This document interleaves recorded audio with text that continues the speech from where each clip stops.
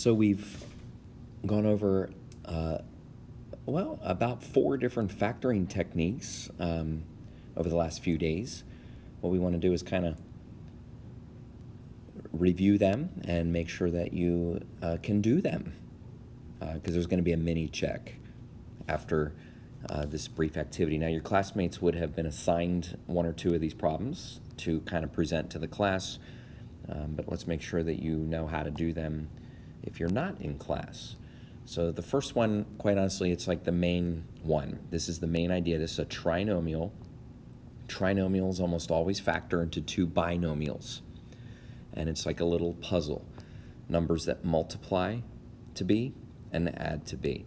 That's pretty much it. You're just looking for the numbers that multiply to be negative 24 and add to be negative 10. Make sure you realize that you're going to use an x and an x in order to achieve the x squared. But I'm pretty sure that we're going to mess around with 6 and 4 because they multiply to be 24. And if we, actually, you know what? There's no way to make 6 and 4 multiply to be negative 24, but add to be negative 10, right? Ooh, yeah. Yeah, you can't make them both negative because that's going to multiply to be positive 24. Can't make one of them negative because that's not going to work out to be negative 10. So, you know what? I'm pretty sure that we're not going to use 6 and 4. I got tricked by my own problem. How about 12 and 2? Do you see how if we use 12 and 2, particularly negative 12, we will multiply to be negative 24, but add to be negative 10. So there we go. We got x minus 12, x plus 2. All right, well, we want to be careful with the main kind of problem. Now, we call this a trinomial, and sometimes if you just try, you can come up with the factors because really 3x and x is the only way that you're going to get 3x squared. I just need a little bit of space here. And there's only a couple numbers that multiply to be 2. I'm pretty sure they're 2 and 1. So the question is, can we make them check to be 5? Remember doing these? Now look, if you put the 2 here and the 1 here, and you do a little bit of checking, you'll find out that this part, this distribute, gives you 3x. And this distribute right here gives you 2x. Kind of looks like a smiley face, doesn't it? And 3x and 2x check to be a 5x? They do, which means we have it right. We have to put the plus 2 and then the plus 1.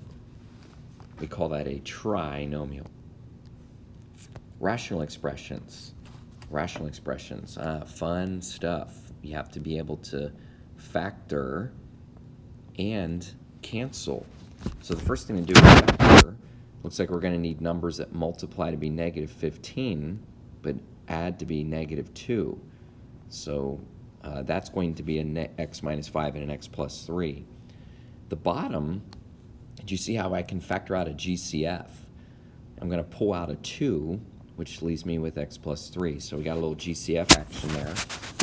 But because this is a rational, which means it's a fraction, I can cancel those x plus 3's, and that leaves me with just x minus 5 over 2.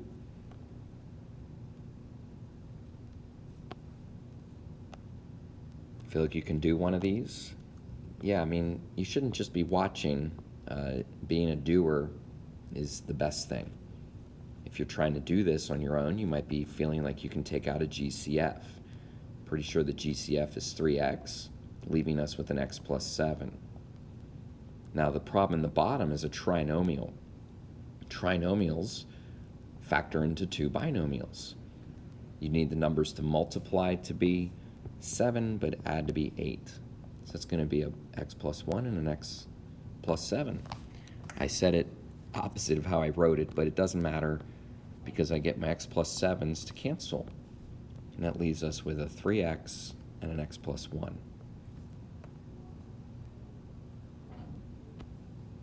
Grouping, as well as maybe GCFs and difference of squares. But the main thing here is grouping.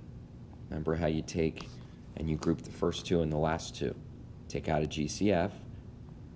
That would be the highest amount of x I can take out is a 3x cubed. That leaves us with a 2x plus 5. How about a GCF on the next one? Should be a negative 3x.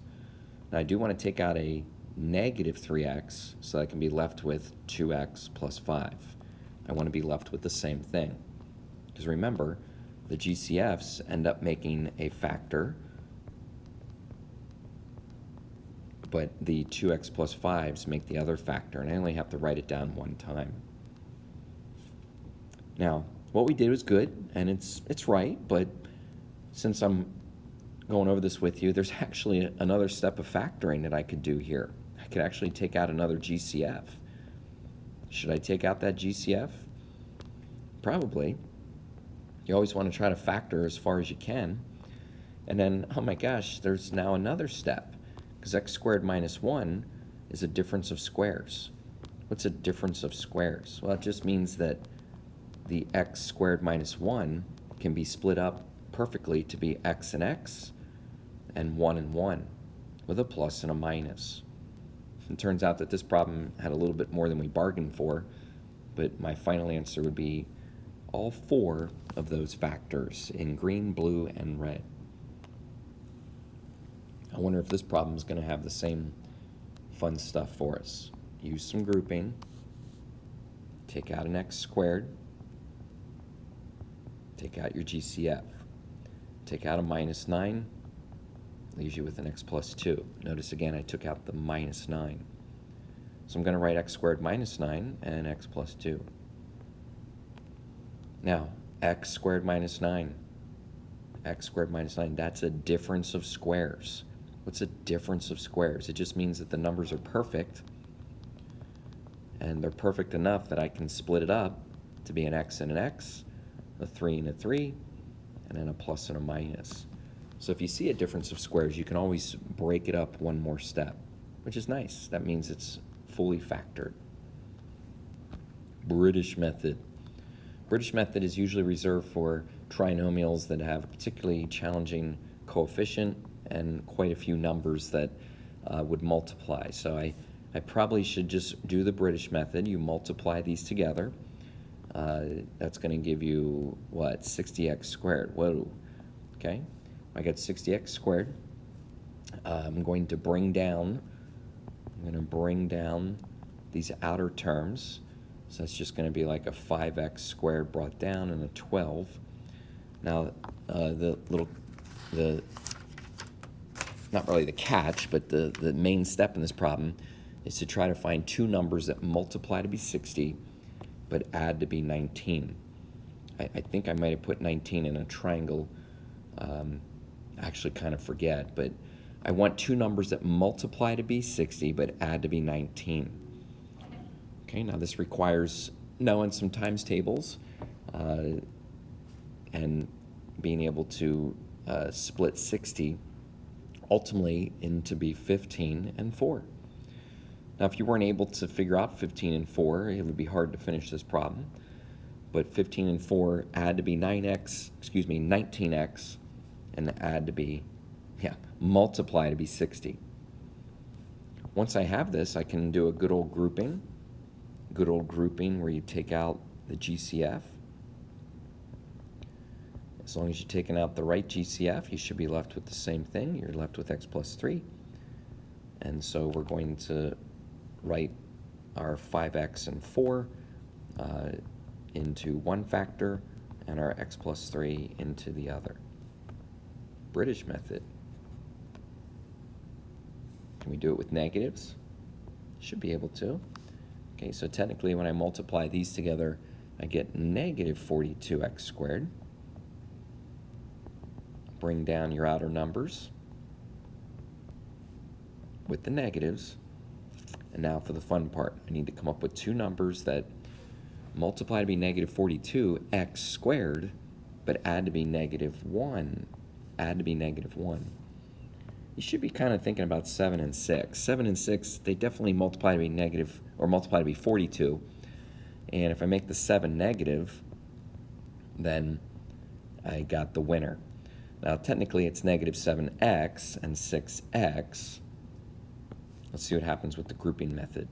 Looks like the only GCF I can take out here would be an x. That's going to leave me with 3x minus 7. And then I should be able to take out I guess a 2. Okay, good. That'll leave me with a 3x minus 7. So x plus 2, that is my GCFs. And then 3x minus 7 gets written one time. Well, that's all 4 of our methods, maybe 5 with a few other things mixed in, but it's the main methods today. Now you're ready for the mini check.